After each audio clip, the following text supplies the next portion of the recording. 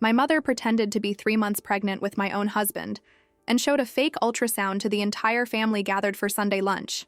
What I discovered afterward was even worse. My mother was standing in the middle of the living room holding a fake ultrasound against her non-existent belly, while declaring to the entire family gathered for Sunday lunch that she was 3 months pregnant with my own husband.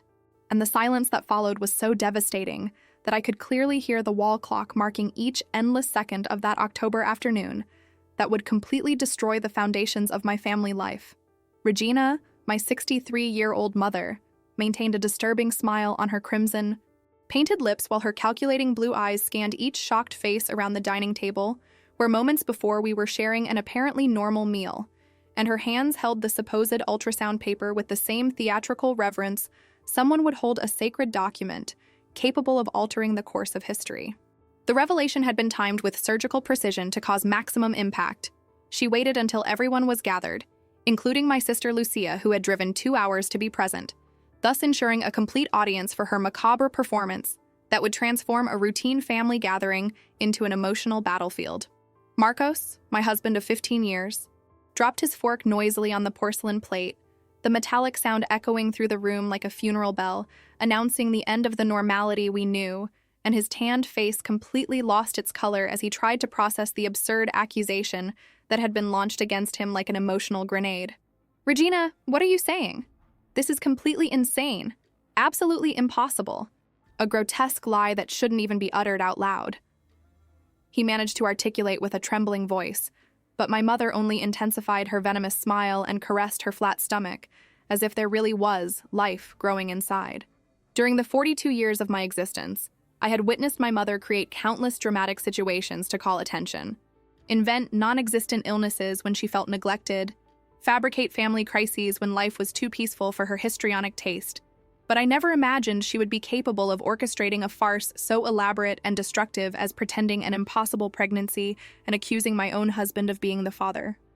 The living room that had always been our family sanctuary, decorated with photographs of happy moments captured over decades, furniture carefully chosen to create a welcoming environment, and large windows that allowed the generous entry of natural light, instantly transformed into an improvised courtroom where devastating accusations were launched without evidence or shame. Regina had chosen that specific moment because she knew it would have maximum impact. Lucia was recording videos for social media as she always did during family gatherings. My 2 teenage children were present, absorbing every poisonous word, and mainly because she had spent weeks planting subtle seeds of doubt about Marcos's fidelity through seemingly innocent comments about his late arrivals from work or frequent business trips. "Dear Helena, I know it must be a terrible shock to discover this way, but Marcos and I fell in love during those nights when you worked late at the hospital. And now we are expecting a baby that will be a symbol of our true love," she continued in a mellifluous voice that distilled falsehood, each word carefully chosen to maximize psychological damage. My 42 years as head nurse at the city's main hospital had taught me to remain calm in extreme crisis situations, to process information quickly even under intense pressure, to identify lies and manipulations in patients trying to obtain controlled medications through fabricated stories. But nothing in my professional training or life experience had prepared me to confront such a grotesque and absurd maternal betrayal. Throughout my childhood and adolescence, Regina had been a domineering and manipulative presence who transformed every family event into a dramatic spectacle centered on herself, every achievement of her children into an opportunity to lament her own maternal sacrifices, every moment of others' happiness into a veiled competition for attention and validation. Even so, I had maintained a naive hope that blood ties meant something fundamental, that there were moral boundaries that even she would not cross.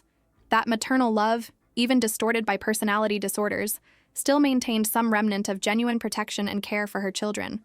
Lucia's reaction was immediate and explosive, her Italian temperament inherited from her father's side emerging with volcanic force as she abruptly rose from her chair, knocking over the wine glass that shattered on the floor into 1,000 crystalline fragments, reflecting light like shattered tears.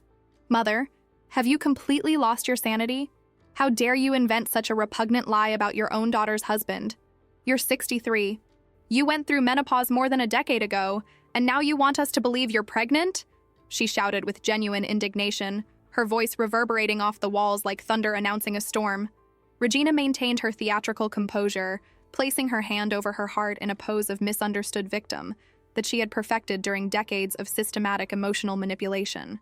Dear Lucia, medical miracles happen every day. Women my age naturally conceive around the world, and true love knows no barriers of age or social conventions. She responded with a condescending tone that suggested moral superiority over daughters who didn't understand the complexity of mature love. The following minutes unfolded like a slow, motion nightmare from which it was impossible to wake, each additional revelation deepening the abyss of horror that was opening beneath our feet. Regina produced a series of obviously falsified medical documents that allegedly proved her miraculous pregnancy, including blood tests with impossible results, ultrasounds clearly downloaded from the internet with digitally altered dates, and even a letter supposedly signed by a renowned obstetrician confirming the high-risk pregnancy. The meticulousness of the fraud revealed months of obsessive planning, detailed research on medical terms and obstetric procedures, and especially a sick determination to destroy my marriage through accusations she knew were completely fabricated.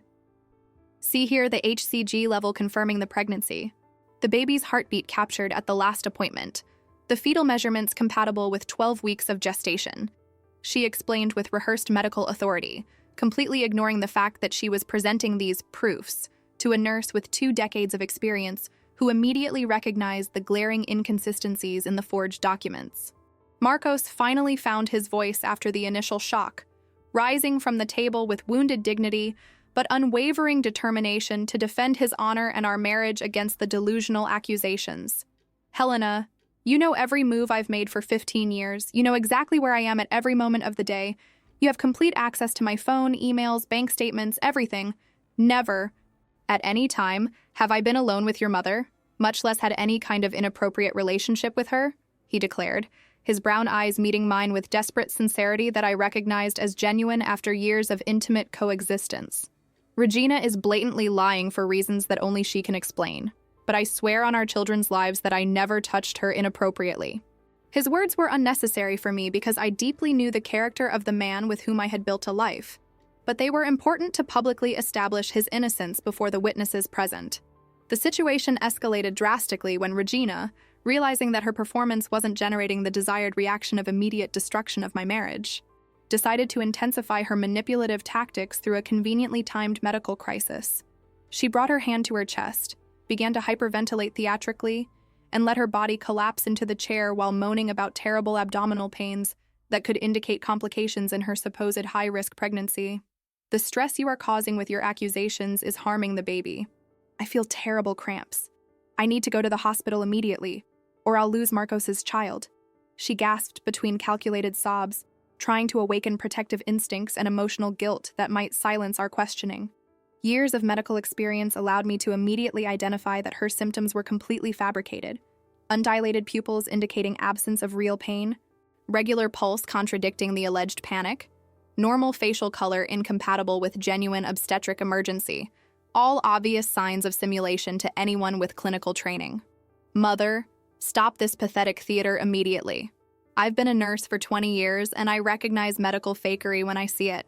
You're not pregnant, you're not in pain, and you're definitely not having any obstetric emergency, I declared with professional firmness, refusing to be manipulated by tactics I had seen countless times in patients with psychiatric disorders. If you continue with this farce, I will call an ambulance and ensure you undergo complete medical examinations that will definitively prove this entire story is a lie. My threat to expose her fraud through official medical verification seemed to momentarily penetrate her armor of delusion, making her hesitate briefly before doubling down on her performance.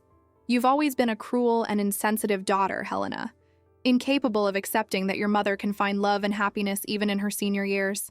Marcos chose me because I'm more woman than you'll ever be, more passionate, more willing to satisfy his needs that you neglect, because you're always working. She spat the poisonous words with genuine hatred that revealed deep resentments accumulated over decades.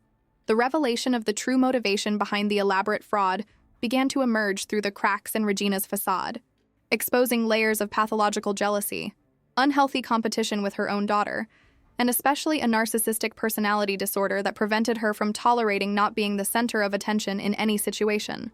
For months, she had observed with growing frustration how my professional and personal life thrived, Promotion to head nurse, stable and loving marriage with Marcos, well, adjusted teenagers succeeding academically, expanded social circle through genuine friendships, professional recognition through awards and certifications.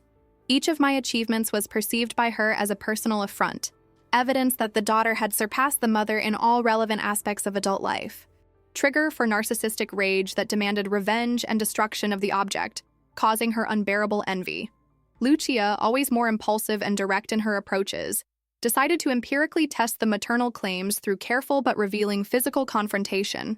She approached Regina and gently but firmly placed her hands on the supposed pregnant belly, palpating with basic knowledge of anatomy to detect any sign of real pregnancy. "Mom, your stomach is completely flat. There's no enlarged uterus. There's nothing here besides your normal organs. You're blatantly lying, and we all know it," she declared after the improvised examination, her voice heavy with profound disappointment at discovering that her own mother was capable of creating such an elaborate and destructive lie. Regina pushed her daughter's hands away with disproportionate violence, accusing her of assault and attempted abortion, escalating the drama even further through increasingly absurd accusations disconnected from objective reality.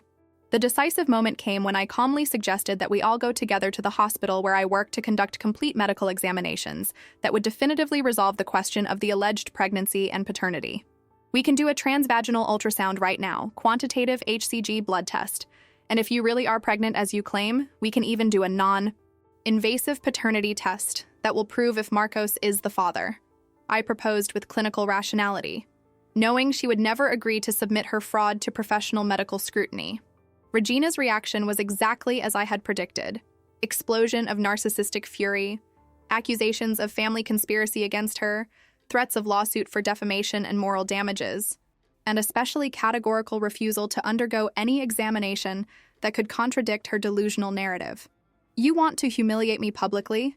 Expose a pregnant and vulnerable woman to unnecessary medical procedures just to satisfy your cruel doubts.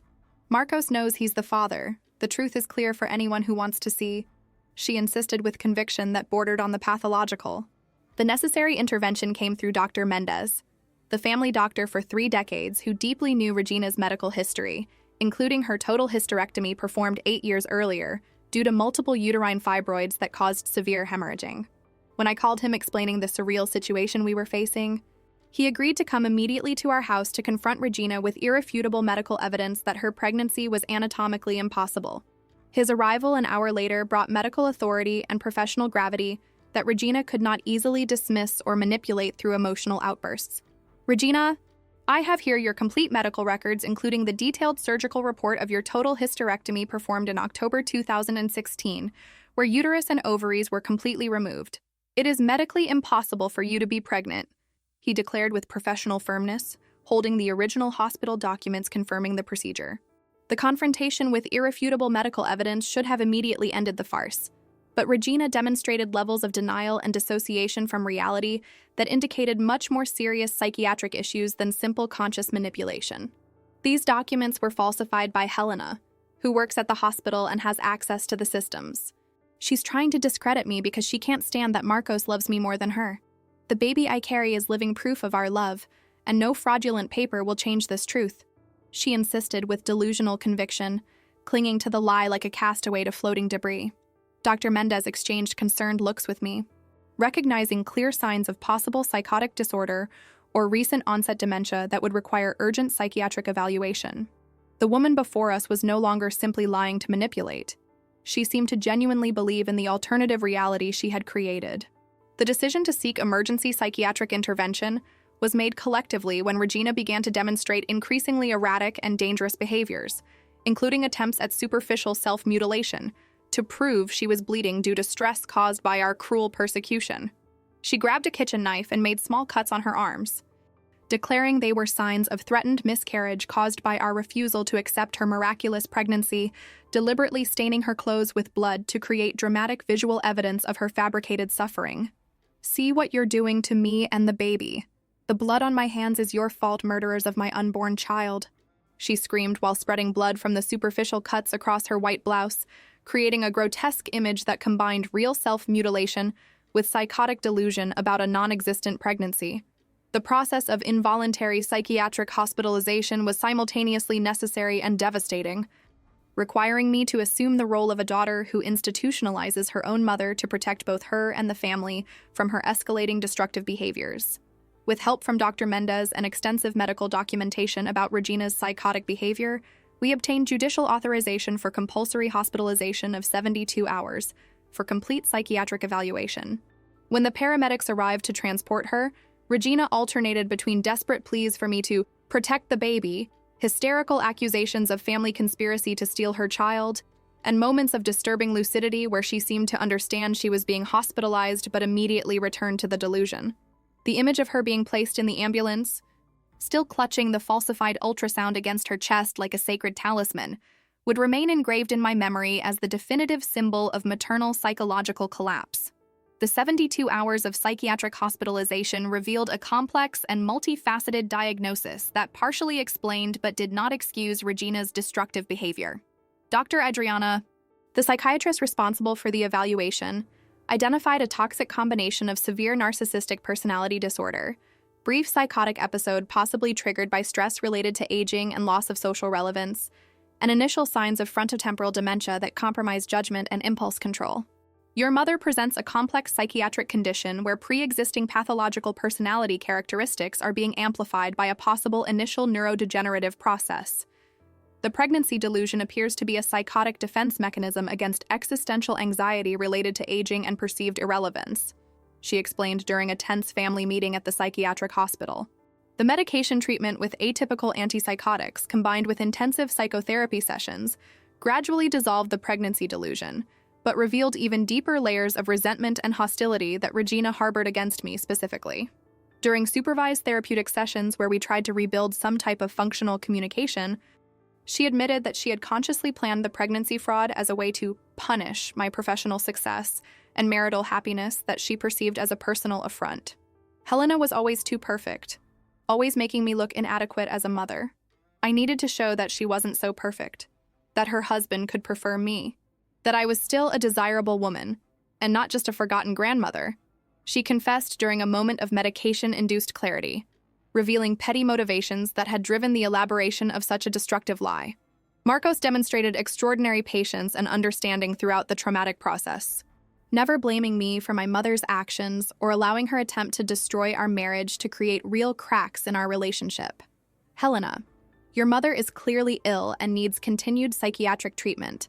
What she did was terrible and unforgivable, but it has nothing to do with our love or commitment to each other, he assured me during sleepless nights, when I questioned whether there were signs I should have noticed earlier, if I could have somehow prevented the maternal psychotic collapse.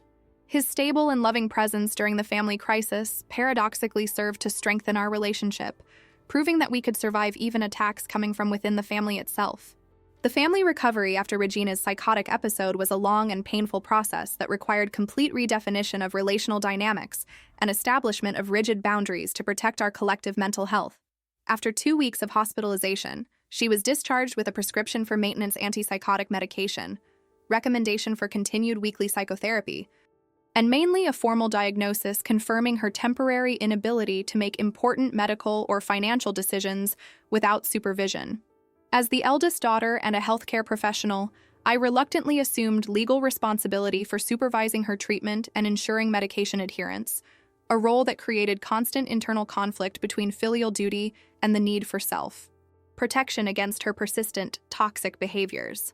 The impact on my teenage children was particularly concerning, forcing difficult conversations about mental health, family boundaries, and especially about how psychiatric disorders can distort the behaviors of people we love.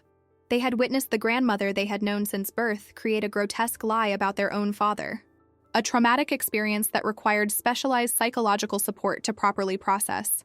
Mom, will Grandma always be like this? Could she do something worse in the future?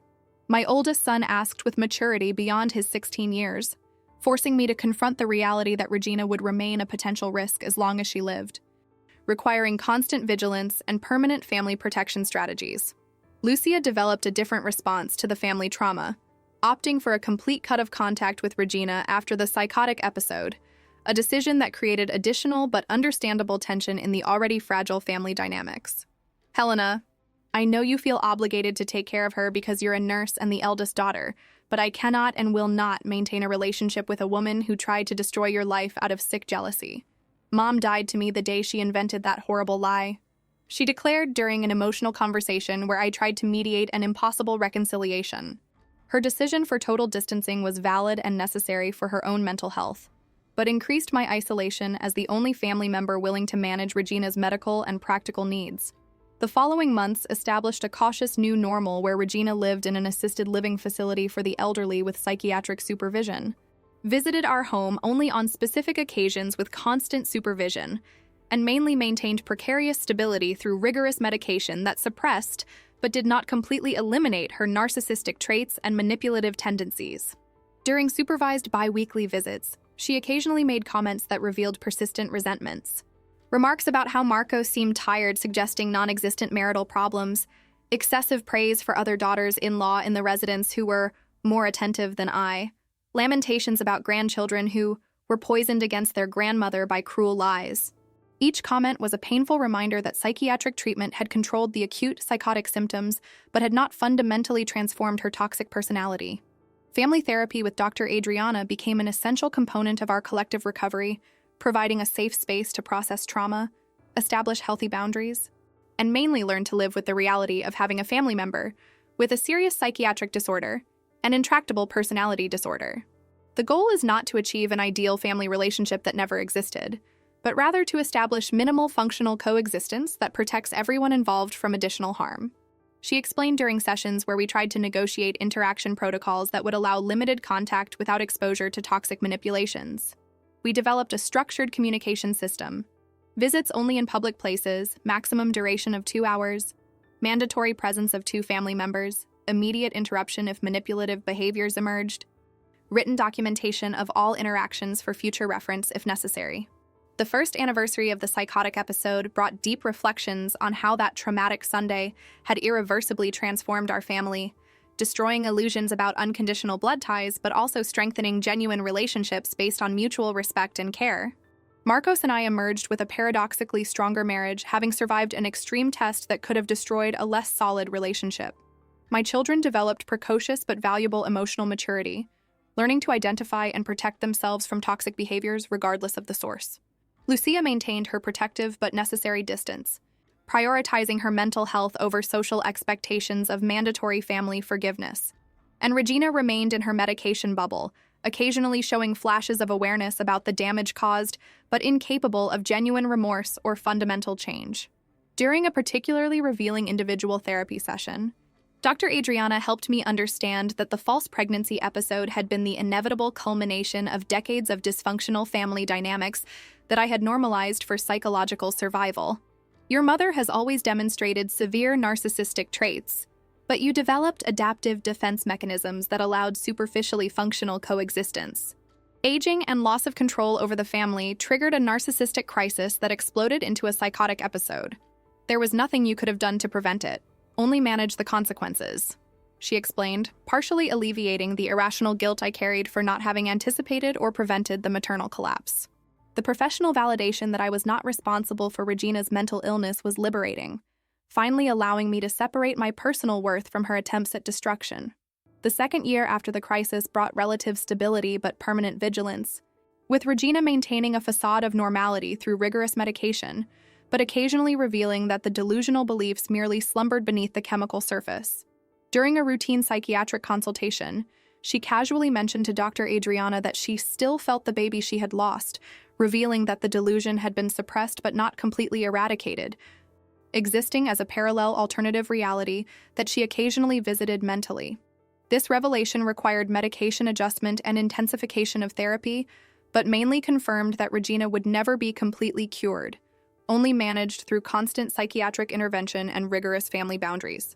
The most difficult decision came when Regina developed more evident signs of frontotemporal dementia, requiring intensified medical care that exceeded the capacity of the assisted living residents.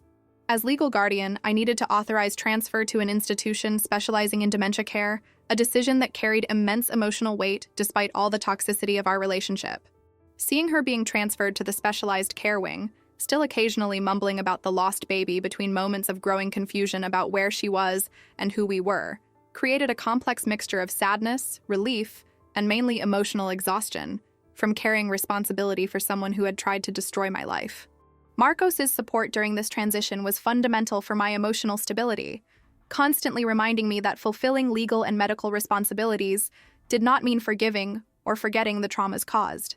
You are doing what is necessary and ethical as a healthcare professional and decent human being, but that doesn't erase what she did.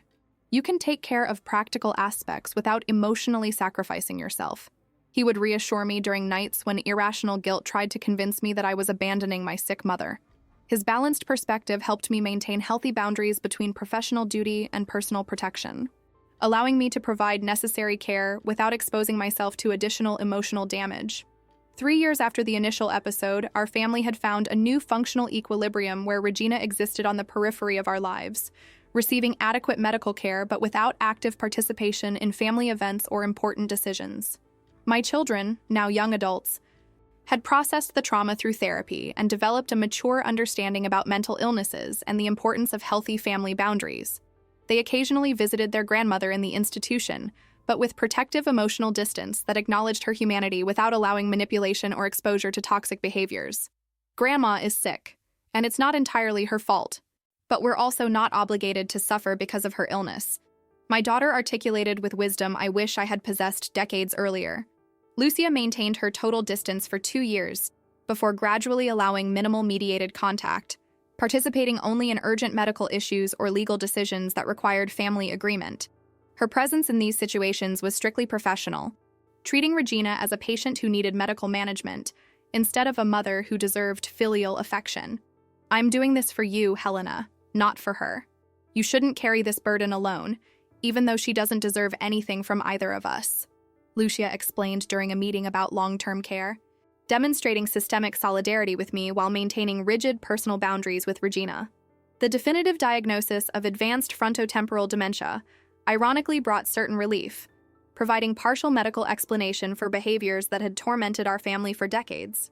Although it didn't excuse the conscious choices Regina had made before significant cognitive decline, it offered neurological context for the escalation of toxic behaviors that culminated in the psychotic episode of the false pregnancy. Dr. Adriana explained that the neurodegenerative process had likely begun years before the obvious symptoms, exacerbating pre-existing personality traits and gradually compromising judgment and impulse control until exploding into complete delusion. Visits to the specialized institution became melancholy monthly rituals, where I observed Regina gradually deteriorate, losing memories, cognitive abilities, and eventually even the capacity to maintain the fabrications and manipulations that had defined her personality. In increasingly rare moments of lucidity, she occasionally demonstrated something close to genuine remorse, whispering confused apologies that mixed real events with distorted memories. Helena, I'm sorry about the baby. It wasn't real, was it? Marcos never. I made it all up, didn't I? She would ask during a particularly lucid moment, tears streaming down a wrinkled face that barely recognized the daughter she had tried to destroy. These moments of clarity were simultaneously healing and devastating, offering glimpses of the mother that could have existed without the distortions of mental illness and personality disorder, but arriving too late to repair decades of emotional damage. I would hold her fragile hand during these moments, offering basic human comfort without allowing natural compassion to erase the memories of trauma or lower the psychological defenses I had built for survival. It's all right now, Mother. You are safe and cared for. I would respond without confirming or denying her fragmented memories, maintaining therapeutic neutrality that protected my own stability while providing her with minimal dignity. Regina's passing came 5 years after the initial episode, during a quiet winter night when her body finally succumbed to the ravages of advanced dementia. The call from the institution at 3 a.m. was simultaneously shocking and expected, bringing a complex mixture of sadness, relief, and mostly a strange sense of anticlimax after years of drama and trauma. Marcos accompanied me to the institution, where I confirmed the death and signed necessary documents, his silent presence providing support without judgment, while I processed contradictory emotions about the death of someone who had been simultaneously my mother and my greatest source of psychological trauma. The funeral was a small and discreet event, attended only by immediate family and a few acquaintances who still maintained positive memories of Regina before her complete deterioration. Lucia attended but maintained emotional distance, fulfilling minimum social obligation without pretending grief she didn't feel. My children showed appropriate respect for their deceased grandmother, while clearly prioritizing emotional support for me over any personal feelings about Regina. During the simple ceremony, I reflected on the complexity of grieving a relationship that had died years before the physical body, for a mother who had existed more as a source of pain than comfort, for family ties that had been irreparably broken by conscious choices and mental illnesses inextricably intertwined. The process of organizing Regina's belongings at the institution revealed disturbing evidence that the delusional fantasies had persisted even during periods of apparent medication-induced lucidity. Among her few personal objects, I found a notebook where she had repeatedly written stories about the lost baby, creating elaborate narratives about an imaginary child that would have been born if not for the cruelty of the family. The pages revealed a fragmented mind desperately trying to maintain coherence in an alternative reality, where she was a misunderstood victim instead of a perpetrator of family trauma. I burned the notebook without reading it completely, recognizing that diving deeply into those sick fantasies would bring no insight or closure, only reopen wounds that had finally begun to heal. Therapy continued for months after Regina's death, helping me process the complicated grief that mixed genuine loss of the mother I never had with relief for the end of a source of chaos and suffering.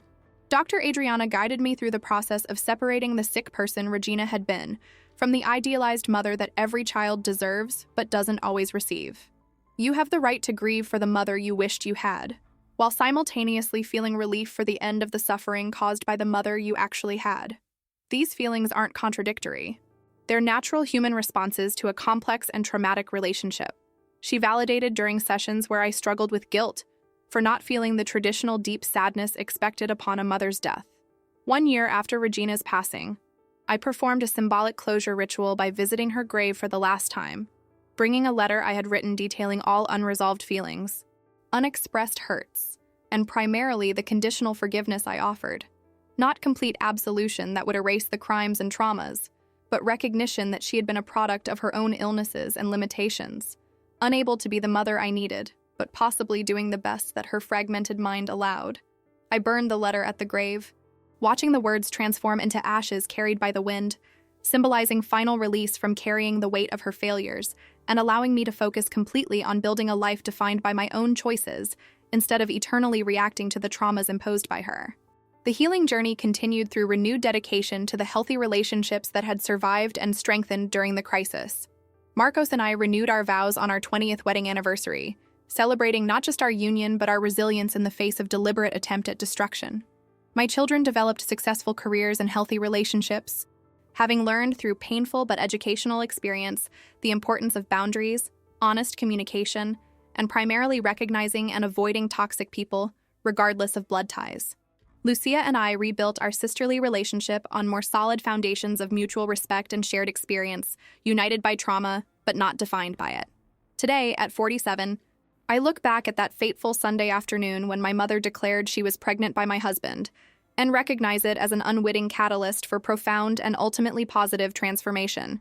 Regina's attempt to destroy my life through grotesque lies and psychotic manipulation ended up revealing strength I didn't know I possessed, solidifying genuine relationships that withstood an extreme test, and primarily freeing me from decades of emotional manipulation that I had accepted as normal because I knew no better alternative. Although I would never voluntarily choose to go through that trauma, I recognize that emerging from the other side made me a stronger, wiser person, more capable of identifying and valuing genuine love, instead of accepting toxic substitutes disguised as family bonds. The months following Regina's death were marked by a complex mixture of relief and unresolved grief that permeated every aspect of my daily life, creating a nebulous emotional atmosphere where I navigated between the liberation of no longer having to manage the constant crises caused by her mental illness and the profound sadness of never having had the mother every child deserves and needs for healthy emotional development. During quiet mornings when I had my coffee before going to the hospital, I frequently caught myself looking at the phone waiting for a call that would never come. Not necessarily from Regina, as she had been in recent years, but from the mother who might have existed if neurological and psychiatric circumstances had been different. If narcissistic personality disorder hadn't distorted every family interaction into an unhealthy competition for attention and validation. Marcos demonstrated extraordinary patience during this period of complex emotional processing, never pressuring me to quickly get over Regina's death or pretend feelings that didn't genuinely exist. "Helena, you have the right to feel exactly what you're feeling, whether it's relief, sadness, anger, or all these emotions simultaneously," he assured me during nights when I woke up at 3 in the morning, questioning whether I had been a good enough daughter, despite everything that had happened. His constant and non-judgmental presence was fundamental to my emotional stabilization during the first months after the funeral, providing a safe space to process contradictory feelings without pressure to conform to social expectations about appropriate maternal grieving. My children, now young adults starting their own careers and relationships, developed a surprisingly mature perspective on the entire complex family situation they had witnessed during crucial formative years. "Mom, we learned from Grandma's experience that true family love never results in mutual destruction," my oldest son observed during a family dinner 6 months after the funeral, demonstrating emotional wisdom I wish I had possessed at his age. "You protected us from the worst of the situation, but you were also honest about her illness. And that taught us the importance of establishing healthy boundaries even with people we love." His words confirmed that Marcos and I had managed to transform a traumatic experience into an educational opportunity about mental health and functional family dynamics.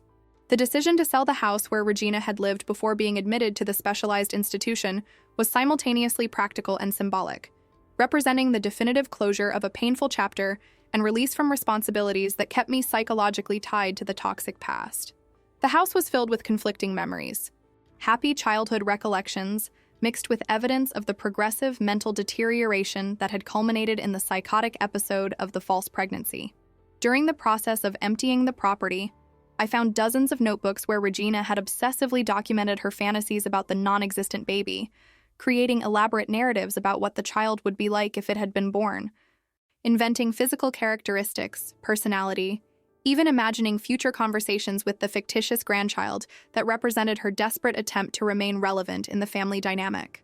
Among Regina's personal belongings, I also discovered disturbing evidence that the manipulation and lies had begun long before the main psychotic episode.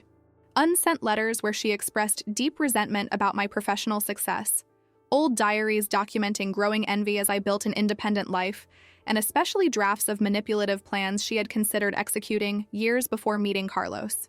A particularly revealing document was a detailed list of ways to make Helena need me again, including ideas about creating false medical emergencies, inventing financial problems that would require my help, and even suggestions about how to subtly sabotage my marriage through negative comments about Marcos strategically planted during seemingly casual conversations. Lucia, who had maintained complete distance during Regina's final years, surprisingly appeared to help with the house cleaning, demonstrating silent solidarity with me as we processed together the physical evidence of maternal mental deterioration. "Helena, looking at all these documents, it's clear that her mental illness was much deeper and older than we imagined," Lucia observed as we examined piles of papers documenting decades of distorted thoughts and manipulative plans. "You carried the burden of managing this alone for years while I simply stepped away. I'm sorry for not offering more support during the most difficult moments." Her admission of guilt wasn't necessary but was deeply appreciated, validating that my difficult decisions had been made in impossible circumstances, with no perfect solutions available. The process of organizing the legal aspects of the inheritance revealed another layer of complexity in Regina's distorted personality. She had secretly accumulated significant debts through compulsive online shopping that had been hidden for years, apparently trying to fill emotional emptiness through unnecessary material acquisitions. Unopened boxes of various products were stacked in the attic, many containing identical items purchased repeatedly in moments of uncontrolled impulse, clear evidence of compulsive behavior that had preceded and possibly contributed to the later mental deterioration. The discovery of these hidden debts required complex legal navigation to protect the small remaining inheritance from creditors, who began to appear with old charges that Regina had systematically ignored. During this period of disturbing posthumous discoveries, Dr. Adriana continued providing essential psychiatric support through monthly sessions, where I processed each new revelation about the extent of Regina's mental illness and its impact on our family. "Helena, it's important to understand that narcissistic personality disorder combined with frontotemporal dementia created a perfect storm of destructive behaviors that no amount of filial love could have prevented or cured," she patiently explained when I expressed guilt about not identifying signs earlier or intervening differently. You did the best you could with the information and resources available at each moment. The fact that Regina hid so much for so long demonstrates that she maintained sufficient awareness to know her behaviors were problematic, but chose to continue anyway. The most shocking discovery came when I found old correspondence between Regina and Carlos, dating 3 years before the false pregnancy episode, revealing that their relationship had been much longer and more complex than she had admitted during the psychiatric process. The letters showed that Carlos had initially approached her through a dating site for mature people, presenting himself as a successful businessman looking for a companion for golden years, and had gradually extracted information about our family, especially about my financial stability and professional success. It was evident that the false pregnancy episode had been the culmination of years of progressive manipulation, not an impulsive decision taken under momentary emotional pressure as Regina had claimed.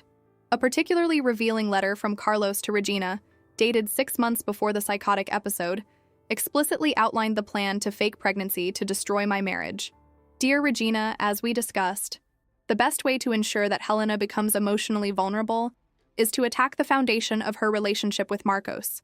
An accusation of infidelity with you would be devastating and impossible to completely overcome, even if proven false.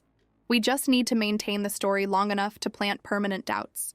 The calculating coldness of his words confirmed that Regina had been simultaneously a victim of manipulation and an active participant in a conspiracy to destroy my life out of envy and financial gain.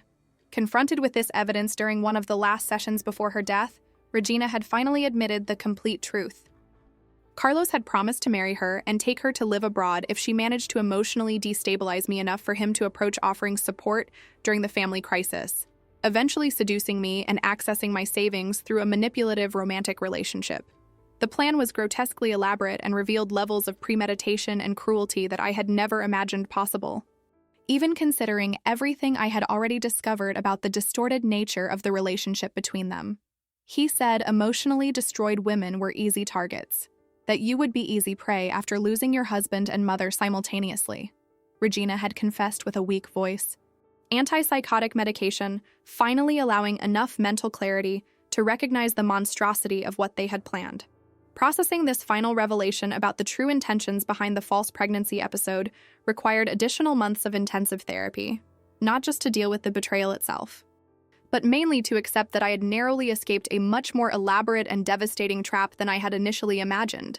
The fact that you maintained your strong marriage and didn't allow the family crisis to completely destabilize you frustrated their plans and probably saved you from much greater losses, Dr. Adriana observed during a particularly intense session where I struggled to process the extent of the conspiracy.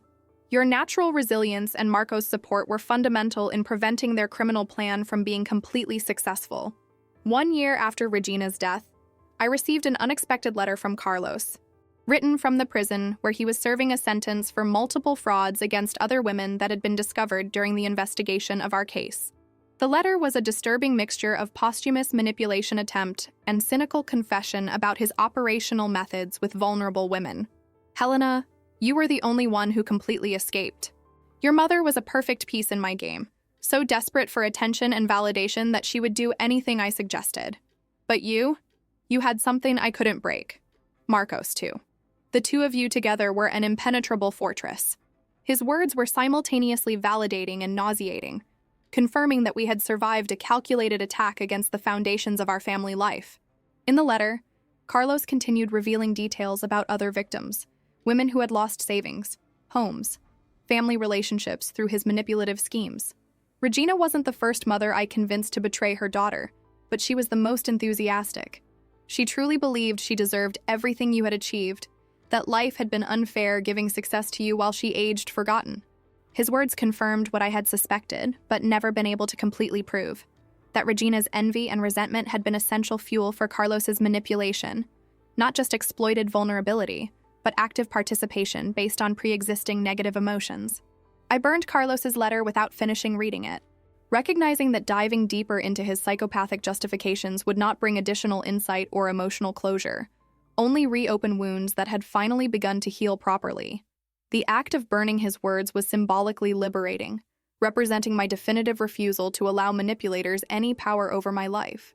Even through posthumous confessions or attempts to maintain psychological relevance, through revelations calculated to cause additional pain, The decision to use part of the small inheritance that remained after paying off Regina's debts to establish a support fund for families dealing with relatives with severe personality disorders was a way to transform a traumatic experience into something potentially positive for other people facing similar situations.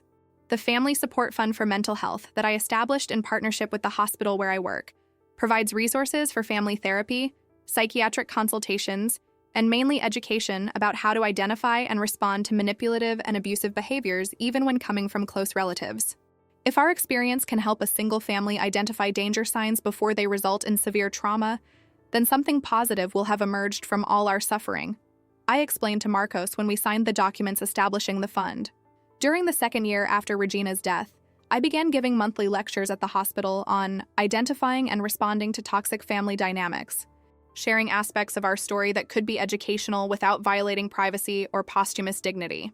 The lectures attracted surprisingly large audiences of health professionals and families dealing with similar situations, all seeking to understand how personality disorders can distort fundamental family relationships and create cycles of emotional abuse that perpetuate through generations. The most important thing I learned is that genuine family love never requires us to tolerate abuse or manipulation, I always emphasize during the presentations. Establishing firm boundaries is not cruelty. It's necessary protection for our own mental health. The reactions to the lectures revealed how common experiences similar to ours were, with dozens of people sharing stories about narcissistic parents, manipulative mothers, siblings with personality disorders who had transformed family lives into constant emotional battlefields. One woman in particular approached me after a lecture crying, reporting how her mother had tried to seduce her husband during Thanksgiving dinner, then claimed that he had made advances when confronted. Your story gave me courage to finally seek psychiatric help for her and establish boundaries that protect my marriage, she said, hugging me with gratitude that validated the importance of sharing difficult experiences to help others. Lucia occasionally began participating in the lectures, offering unique perspective as a family member who had chosen total distancing as a protection mechanism. Not everyone has the strength or obligation to remain in toxic family situations trying to help, she explained to audiences that frequently struggled with guilt about establishing boundaries. Helena chose to remain involved for medical and legal reasons. I chose to distance myself completely to protect my own family. Both are valid responses to impossible situations. Her participation helped validate different approaches to dealing with relatives with serious disorders, removing moral judgment from emotional survival decisions. 3 years after Regina's death, while cleaning old hospital documents, I discovered her medical records from decades ago that revealed a history of problematic behaviors since youth that had been minimized or ignored by the family. Records showed multiple brief hospitalizations for nervous breakdowns during my childhood that I didn't remember, all apparently triggered by events where she wasn't the center of attention. Relatives' weddings, cousins' graduations, even my first day of school had triggered an episode that required emergency sedation. The patterns were clearly documented but had never been properly diagnosed or treated, reflecting an era when personality disorders were poorly understood and frequently dismissed as difficult temperament or personality quirks. A particularly revealing record described an incident when I was 5 years old, where Regina had faked a heart attack during my birthday party because the children were paying more attention to me than to her. The doctor at the time had written, "Patient admitted during evaluation that symptoms were exaggerated to teach daughter a lesson about the importance of taking care of mother." Psychiatric evaluation recommended, which family refused. Reading these words decades later confirmed that the signs had always been present, that medical professionals had tried to intervene, but dysfunctional family dynamics and stigma about mental health had prevented adequate treatment that could have dramatically altered our family trajectory.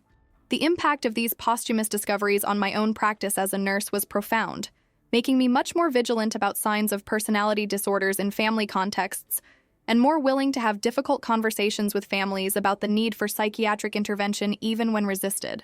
How many family tragedies could be prevented if we took early signs more seriously? I frequently reflect during team meetings where we discuss complex cases. My personal experience has made me a fierce advocate for early intervention and aggressive treatment of personality disorders, even when families would prefer to maintain the dysfunctional status quo out of fear of confrontation or change. The 4th anniversary of Regina's death coincided with the birth of my first grandchild, my eldest son's daughter with his wife, a moment that brought a complex mixture of joy and melancholy about family cycles and missed opportunities. Holding that small, perfect child, I couldn't help thinking about how Regina had held me decades ago, presumably with dreams and hopes about our future together that had been corrupted by mental illness and destructive choices. Grandma Helena, I promise I'll be the grandmother you deserve to have but never had, I whispered to the sleeping baby, making a solemn commitment to break cycles of dysfunction and provide healthy, unconditional love that doesn't demand sacrifice of dignity or well-being. Marcos observed me in that moment with deep understanding, recognizing the emotional weight of becoming a grandmother while still processing the kind of grandmother Regina had been, or rather, had failed to be due to her disorders. You will be a wonderful grandmother precisely because you learned what not to do through the negative example, he assured me, kissing my forehead as I cradled our granddaughter. This child will have the healthy love and appropriate boundaries that every child deserves. His words confirmed that we had successfully broken the cycle of dysfunction, creating a new generation that would grow up with healthy models of family love. During the following years, I assumed the role of a present, but not invasive grandmother. Supportive, but not controlling, loving, but respecting the parents' boundaries. Each interaction with my granddaughter was an opportunity to demonstrate that intergenerational love can be a source of strength and joy instead of manipulation and drama. When she began to speak and called me Grandma Lena for the first time, I felt a profound healing of old wounds. As if that simple word validated all the difficult choices I had made to protect our family from perpetuating toxic patterns. My son and daughter-in-law frequently expressed gratitude for my respect for their boundaries as parents, contrasting with stories they heard from friends about invasive grandparents who tried to undermine parental decisions or compete for the children's affection. Mom, the fact that you always ask before doing anything with our daughter, always respect our rules even when you disagree, that means a lot to us, my daughter-in-law said during a family dinner. We know so many couples who struggle with mothers-in-law and mothers who don't respect boundaries. You transformed a traumatic experience into wisdom about how to be a positive presence without being overwhelming. As my granddaughter grew, I began documenting our family history in an age-appropriate way that she could eventually read and understand the complexities that shaped our family. Not to perpetuate trauma or create fear, but to provide education about mental health, the importance of boundaries, and especially about how true love manifests through mutual respect and protection. One day she will ask about great-grandmother Regina, and I want to have an honest but compassionate narrative prepared that acknowledges both the illness and the choices. I explained to Marcos as I carefully wrote each page. 5 years after Regina's death, I received an unexpected phone call from a woman who identified herself as Regina's distant cousin, who had recently discovered our story through genealogical research. The conversation revealed a family pattern of narcissistic and manipulative behavior that had crossed generations, with multiple members from that side of the family demonstrating similar traits that had resulted in fractured family relationships and extensive intergenerational trauma. My grandmother, Regina's mother's sister, was exactly the same. She faked a pregnancy at 60 to try to prevent her son's marriage, the cousin reported, confirming that there was a significant genetic component to the disorders that had plagued our family. This discovery about a genetic family predisposition led to important conversations with my children about increased vigilance for signs of personality disorders in their own lives and those of their children. Not to create paranoia, but to ensure early intervention if signs appear, I emphasized during a family meeting where I shared the findings. Knowledge is power, and now we know to be attentive. The conversation was surprisingly positive, with everyone expressing gratitude for transparency and commitment to breaking cycles through awareness and proactive action. Dr. Adriana, who continued to follow me in semi-annual maintenance sessions, observed the remarkable progress in my ability to process and integrate the traumatic experience in a way that promoted growth instead of stagnation. Helena, you have transformed one of the most traumatic experiences imaginable, maternal betrayal through false accusation of infidelity, into a catalyst for positive change not only in your life, but in the lives of countless other families through your advocacy and education work, she observed during what would be our last formal session. This is true resilience, not just surviving, but transforming suffering into purpose. The 6th anniversary of Regina's death passed almost unnoticed, a sign that I had finally managed to integrate the experience in a way that no longer dominated my daily consciousness. There were still moments of sadness, particularly during family milestones when I imagined what it would have been like to have an emotionally healthy mother to share joys with. But the acute pain had transformed into occasional melancholy that did not prevent present happiness. Grief isn't linear.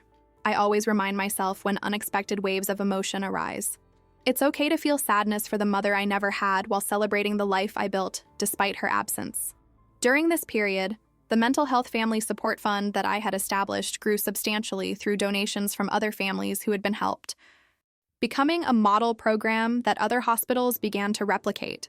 Receiving messages from families explaining how the resources had saved marriages, protected children, and especially prevented greater tragedies, validated that something profoundly meaningful had emerged from our suffering.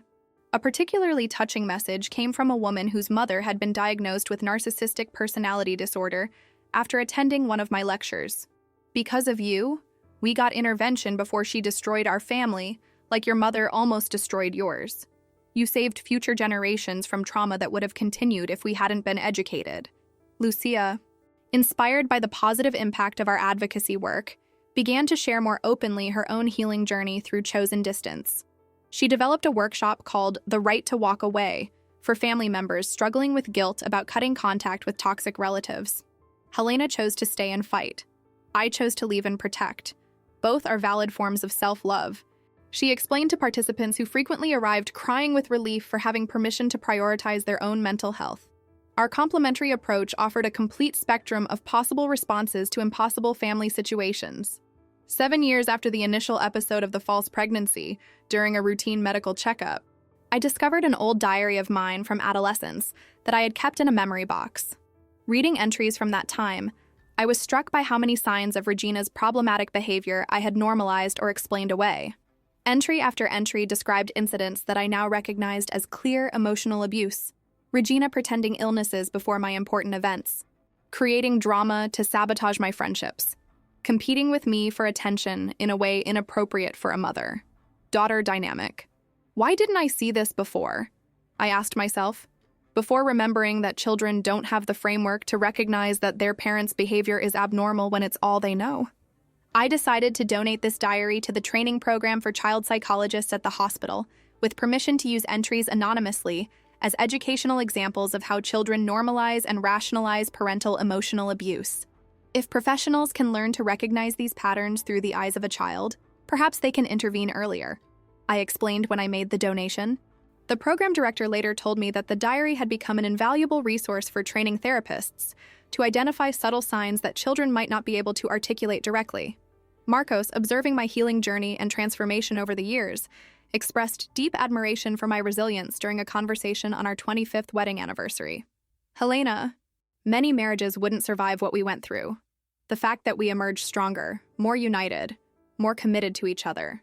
This is a testament not just to our love, but to your incredible strength in not letting the trauma define our future," he said, holding my hands across the dinner table at the restaurant where we were celebrating. "Regina tried to destroy this, but only proved that what we have is indestructible." His words made me reflect on how the traumatic episode had paradoxically strengthened fundamental aspects of my life. My marriage emerged stronger. My children developed emotional wisdom beyond their years. My career gained deeper purpose through advocacy work. And most importantly, I had discovered reserves of strength I didn't know I possessed. Trauma doesn't have to be an endpoint, I thought. It can be a transformational catalyst if we consciously choose to use the experience for growth, instead of allowing it to define us negatively. During the 8th year after the initial episode, I was invited to speak at a national conference on family mental health, sharing our story with an audience of thousands of mental health professionals. Standing on that stage, looking at a sea of faces interested in learning from our experience, I felt a profound sense of purpose emerge from what had been the darkest period of my life. "My mother tried to destroy my marriage through a false accusation of pregnancy with my husband," I began, hearing gasps from the audience. But from the attempted destruction emerged an opportunity to educate, advocate, and most importantly, prevent other families from suffering silently with similar dynamics. The presentation was received with a standing ovation, not for the dramatic story itself, but for the message of hope and transformation that it carried. During the Q&A session that followed, professionals shared how similar cases in their practices had been misdiagnosed or inadequately treated due to lack of awareness about how personality disorders can manifest in family contexts. "Your willingness to share something so personal is literally saving lives," a senior psychiatrist commented. "We are reformulating our family assessment protocols based on insights from your experience." Later, I was approached by a publishing representative interested in publishing our story as an educational book for families dealing with personality disorders.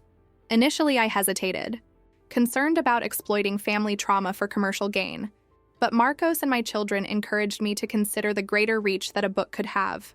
"Mom, your story could be in libraries, available to people who desperately need to understand they're not alone," my daughter argued. "This isn't exploitation, it's public service." I agreed to write the book with the condition that all proceeds would go to the Family Support Fund, transforming our story into a sustainable resource to help others. The process of writing the book was unexpectedly therapeutic, forcing me to organize memories and insights in a coherent way that revealed patterns and lessons I had missed during the lived experience. Each chapter became an opportunity to process different aspects of the trauma: the initial betrayal, the revelation of mental illness, public judgment, the process of forgiveness without reconciliation, and especially the journey of rebuilding life with stronger foundations. Writing this isn't just telling our story, I realized during a late night of writing. It's creating a roadmap for others to navigate their own family crises. When Maternal Love Becomes Toxic, a story of survival and hope was published, the impact exceeded all expectations. Messages arrived daily from readers sharing their own stories, thanking me for validating their experiences, and especially reporting how the book had given them courage to seek help or establish necessary boundaries. A particularly impactful message came from a man whose wife had falsely claimed to be pregnant by their own son to destroy his marriage. "I thought I was the only one in the world dealing with something so bizarre. Your book showed me I'm not alone and that survival is possible." The book's success led to more advocacy opportunities, including consulting with legislators on family mental health policies and legal protections for victims of intrafamilial emotional abuse.